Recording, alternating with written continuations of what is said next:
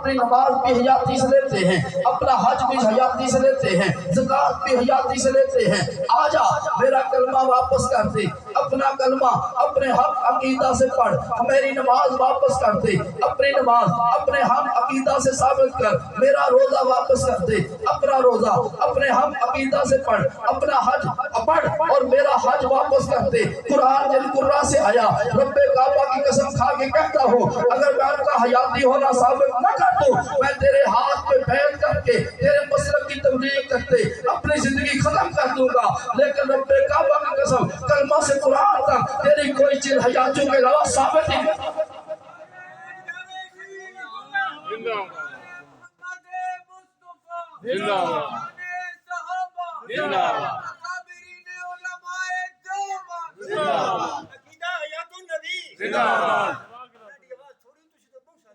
عقیدہ حیات النبی جو فرما رہے ہیں کہ ہمارے نبی تمام انبیاء زندہ ہیں اور اپنی قبروں میں سنتے بھی ہیں، سلام کا جواب بھی دیتے ہیں، جن کا یہ عقیدہ ہے وہ بولے عقیدہ حیات النبی زندہ باد، عقیدہ حیات النبی زندہ باد، خلافت راشدہ۔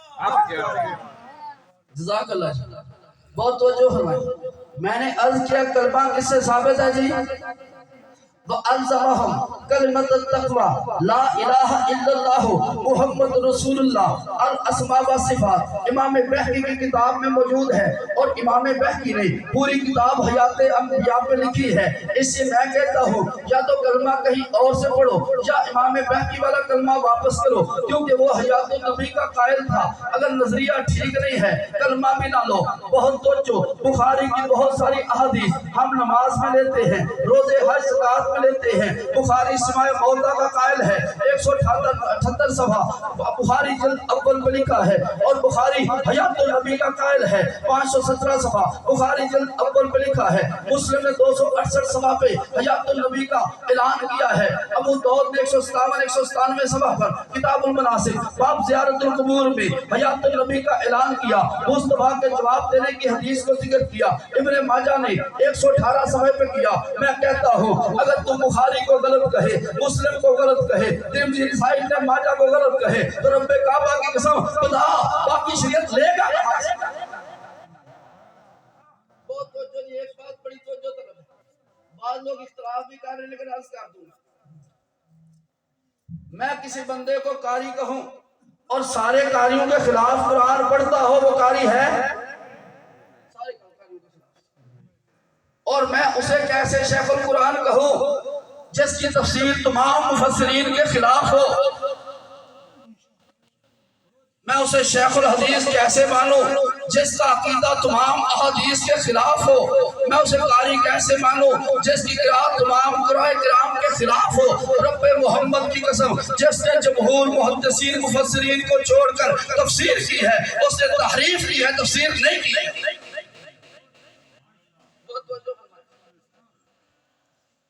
ہمارے ہاں بس اوقات اکرام میں بھی مبالغہ ہو جاتا ہے۔ ایک بات اور جو طلب ہے آپ گھر جا کے سنیں، جس بندے کو اوپر سے دیکھ کے ناظرہ قرآن نہ آئے، رب محمد کی قسم وہ شیخ القرآن نہیں ہو سکتا۔ جو اوپر سے دیکھ کے قرآن غلط پڑھے میں اسے قرآن فہمی والا کیسے مان سکتا؟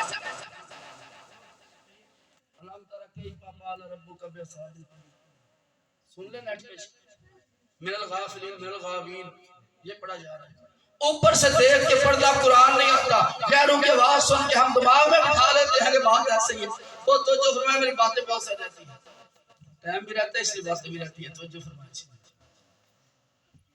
میں نے عرض کیا کلمہ حیاتیوں سے ثابت، نماز حیاتیوں سے، حج زکوٰۃ روزہ حیاتیوں سے ثابت۔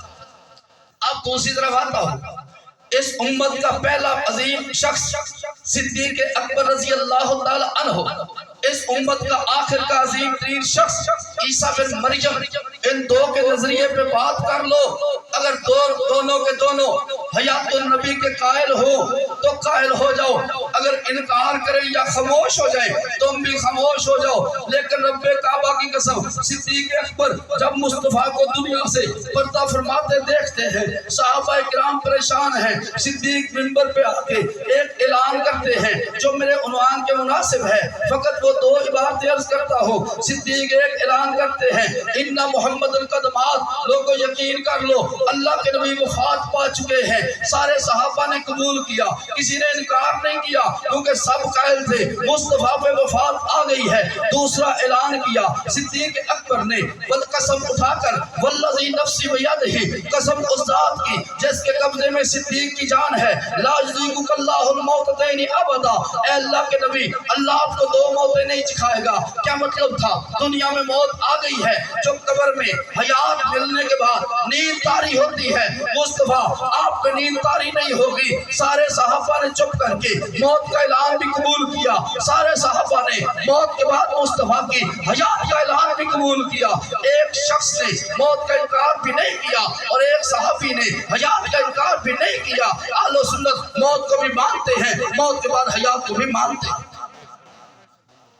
بہت جو اس امت کے آخر میں آنے والی شخصیت عیسیٰ بن مریم، دو حدیثیں ہیں، ایک مستدرک کے حاکم میں ہے اور ایک مسند ابی یعلا میں ہے، الفاظ تھوڑے مختصر ہیں۔ حضور علیہ السلام نے فرمایا عیسیٰ بن مریم آئیں گے، لَإِنْ قَامَ عَلَىٰ قَبْرِي فَقَالَ يَا مُحَمَّدْ لَأُجِيبَنَّهُ، اگر انہوں نے میری قبر پہ آ کے کہا یا محمد، میں ضرور بضرور ان کو جواب دوں گا۔ دوسری حدیث، وہ ضرور میری قبر پر آئیں گے، وہ مجھے ضرور سلام کریں گے، میں ضرور ان کے سلام کا جواب دوں گا۔ حضرت ابوبکر صدیق بھی حیاتی، سارے صحابہ حیاتی، حضرت عیسیٰ بن مریم بھی، اور ان کا ساتھ دینے والے بھی حیاتی، صدیق اکبر بھی حیاتی، عیسیٰ بن مریم بھی حیاتی، درمیان کی امت بھی حیاتی۔ مصلحین کے قول کا جواب عرض کر دو، بہت توجہ، حیات ممات قبر میں نہیں پوچھا جائے گا، بہت توجہ فرماؤ۔ اگر قبر میں پوچھا جانا حیات ممات نہیں ہے تو نماز میں بھی قبر میں نہیں پوچھی جائے گی، روزہ بھی نہیں پوچھا جائے گا، حج بھی نہیں پوچھا جائے گا، زکوٰۃ بھی نہیں پوچھی جائے گی۔ صرف وہ 3 سوالوں کے لیے آپ نہیں آئے، مکمل شریعت پر عمل، اس کا تحفظ، اس کی شان تیرے اور میرے ذمہ ہے۔ ہر ایک چیز جو نہیں پوچھی، داڑھی نہیں پوچھی جائے گی، ٹوپی نہیں پوچھی جائے گی، پگڑی نہیں پوچھی جائے گی، شلوار پوچھی جائے گی کہ پہنی تھی کہ نہیں پہنی تھی، تو قبر میں نہیں پوچھی جائے گی، اتار دو۔ تو یہ غلط بات ہے بالکل کہ قبر میں نہیں پوچھی جائے گی، جو قبلہ ضروری ہے وہ ضروری ہے، قبر میں پوچھا جائے یا قبر میں نہ پوچھا جائے۔ بہت توجہ۔ حضرت عیسیٰ بن مریم کا عقیدہ حیات النبی کا، اس امت کی پہلی شخصیت حضرت ابوبکر صدیق رضی اللہ تعالی عنہ، عقیدہ حیات النبی کے قائل۔ کہنے والا کہہ سکتا ہے صدیق پہلے دن جذبات میں تھے، ایسی بات نکل گئی، جذباتی بات ہو گئی، لیکن میرے دوستوں سارے صحابہ چپ نہیں ہو سکتے تھے، کہتے ہیں عقیدہ غیر اہم۔ توجہ کرنا، صدیق اکبر مصطفیٰ کی وفات کے دن عقیدہ حیات کا اعلان کر رہے ہیں۔ اگر عقیدہ غیر اہم ہوتا اس اہم موقع پر صدیق اس کا ذکر نہ کرتے نا۔ حضرت عیسیٰ بن مریم تشریف لائیں گے، چند احادیث مبارکہ میں کچھ باتیں ہیں جو عیسیٰ علیہ السلام کے بارے میں ہیں، کوئی بہت بڑی تفصیل نہیں آئی مکمل زندگی کی، لیکن اس میں بھی 2 حدیث عقیدہ حیات النبی پہ ہیں۔ اہم تھا تو عیسیٰ بن مریم آپ اس کا اعلان کریں گے نا، اہم نہ ہوتا تو عیسیٰ بن مریم اس کا اظہار ہی نہ کریں۔ بہت توجہ فرمائیں۔ حضرت صدیق اکبر رضی اللہ تعالی عنہ، وفات کا وقت قریب آیا ہے، وصیت کی ہے، تفسیر رازی سورہ کاف کی تفسیر میں ہے، جب میں مر جاؤں میری میت کو اٹھا کر مصطفیٰ کے روضے پہ لے جانا، میری طرف سے سلام کہنا، میری طرف سے سلام کہنا، اجازت ملے تو دفن کرنا، نہ ملے تو دفن نہیں کرتا۔ یار لوگوں کو تکلیف ہوتی ہے کہ اجازت لے رہے تھے، میرے بھائی صدیق تھے، یہ صدیق کی کرامت تھی، آپ جیسے نہیں تھے۔ کہتے کہتے ہیں جی وہاں سنتے ہیں. میں کہا آپ کا سلام تو ہم بھی نہیں سنتے, لیکن وہاں کس نے سننا ہے آپ کا سلام؟ بات تو محبت والوں کی ہو رہی ہے. صدیق اکبر کی یہ قانون ہے کہ مصطفیٰ روزے میں سلام سن کے جواب دیتے ہیں, لیکن صدیق کی یہ کرامت ہے کہ صدیق نے اجازت کے لیے سلام کرایا, وہاں پہ سلام ہوا.